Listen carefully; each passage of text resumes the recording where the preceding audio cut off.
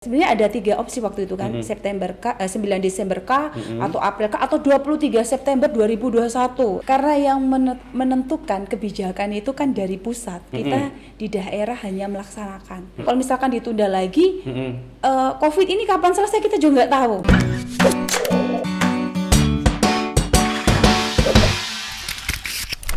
Sesuai tema kita ingin memastikan ya, judulnya obrolan kita hari ini adalah siapkah Pilkada Kepri di tengah pandemi. Benar banget. Ini kan lagi rame. Iya kan? Ini new normal, ada istilahnya new normal. Tapi ketika ngomong new normal, kasus-kasus Covid baru bermunculan. Ini kan perlu kita pastikan bagaimana nih. Kemarin sempat diundur. Ya. Pilkada atas ini mundur tanggal 9 Desember, benar Bu? Desember ya. Nah, ini mundur lagi nggak? Ya, kayaknya kita perlu pastikan. Yang perlu harus jelas dipastikan adalah penyelenggaranya, panitianya lah kira-kira ya. Gitu kan. Siap nggak? Siap. Izin Bu, nanti kita ngobrol-ngobrol soal itu. Siap. Ya, agar teman-teman Tribuners, warga masyarakat di Batam, Kepri khususnya tahu dan update ya informasi betul. terbaru mengenai pemilihan yang akan kita laksanakan nanti ini Bu. Siap. Bu Sri, langsung aja Bu. Persiapan panitia KPU khususnya untuk Pilkada Desember ini sudah sejauh mana Bu? Alhamdulillah, jadi kita bersama-sama sudah mengikuti rapat dengar pendapat, kemudian kita juga sudah mengeluarkan KPU sudah mengeluarkan PKPU 5 tahun 2020, di mana itulah sebagai dasar kita untuk melaksanakan pemilihan yang sebelumnya 23 September akhirnya ditunda menjadi 9 Desember 2020. Dan PKPU 5 ini yang baru pertama kali diundangkan terkait dengan tahapan program dan jadwal pemilihan gubernur, bupati dan wali kota. Itu baru adalah PKP pertama untuk karena ada perubahan, ini adalah perubahan kedua atas PKPU 15 tahun 2019 terkait dengan perubahan tahapan di era pandemi atau COVID ini. Oh oke. Bu, berarti ini lagi sibuk-sibuknya ya. Ini memastikan ini harus, ya kan? Iya, karena startnya memang sesuai dengan PKPU 5 tahapan itu dimulai 15 Juni. 15 Juni kemarin ya. 15 Juni dan itu adalah awal tahapan 15 Juni. Saat itu juga harus sudah dilantik panitia badan ad hoc kita. Dan sudah di Kepri PPS. sudah. Alhamdulillah sudah dilantik semua dan alhamdulillah selesai dan lancar. Itu saja.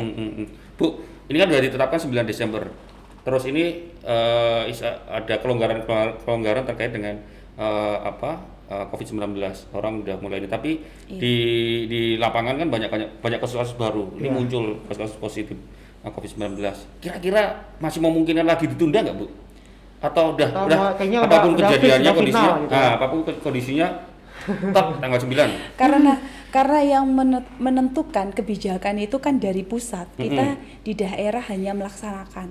Ketika kita diperintahkan ya kita siap saja. Yang penting protokol kesehatan itu diperhatikan. Dalam arti jangan sampai nanti kita selaku penyelenggara juga di situ ada penyelenggara, ada pemilih, ada kandidat. Jadi itu harus benar-benar diperhatikan protokol kesehatannya. Jadi walaupun kita melaksanakan pilkada di masa pandemi, tetapi kita harus ingat bahwa ada protokol kesehatan yang harus dipenuhi. Lah itu kayaknya sebenarnya. concernnya jadi pilkada tahun ini memang di protokol kesehatan. Benar. Ya? Di situ ketat betul ya pasti ya. Semuanya diatur. Betul. Ya, diatur semuanya. Jadi kita tidak bisa serta-merta seenaknya sendiri ya bahasanya, tapi ada tahapan-tahapan yang harus diperhatikan. Dan ada sistem-sistem baru juga harusnya diterapkan ya dengan kondisi seperti ini ya. Iya. Bisa kita bilang pilkada tahun ini ribet banget Bu ya. Dibilang ribet ya, itulah ribet ya. Tapi kalaupun ini terjadi ini kali pertama ya. Iya, dalam sejarah dalam sejarah pemilihan dalam sejarah pemilihan inilah yang kita rasakan ketika di era pandemi, maksudnya bencana non alam gitulah yang harus kita lalui ya. Bagaimana lagi memang kondisinya seperti ini. Kita pun juga tidak tahu kalau misalkan ditunda lagi, COVID ini kapan selesai kita juga nggak tahu, kan? Kita tidak pernah tahu kapan COVID ini akan berakhir. Tapi kita ada cara-cara yang mungkin yang lebih baik, yang lebih bagus untuk tetap melaksanakan pemilihan, tetapi yaitu tadi mengikuti protokol kesehatan yang sudah ditetapkan. Pilihannya ya harus beradaptasi. Kalau nggak beradaptasi ya nggak jelas. Jangan-jangan nggak, kalau hanya nungguin COVID-19 selesai ya mungkin nggak akan jalan-jalan pilkada Bu ya. Benar. Iya. Bisa nanti setahun 2 tahun juga masih gini-gini aja kita nggak tahu. Iya. Ini yang dimulai 15 Juni misalnya tahapan-tahapan pilkada. Siap. Terus apa sih yang kemarin sempat tanggal berapa Bu? September ya? September awalnya. Awalnya 23 September. Kenapa tanggal 9 Desember ini lumayan Iya. kan boleh toh? Kenapa jadi 9 Desember? Kenapa nggak 1 Januari atau tanggal 15 Januari gitu Bu?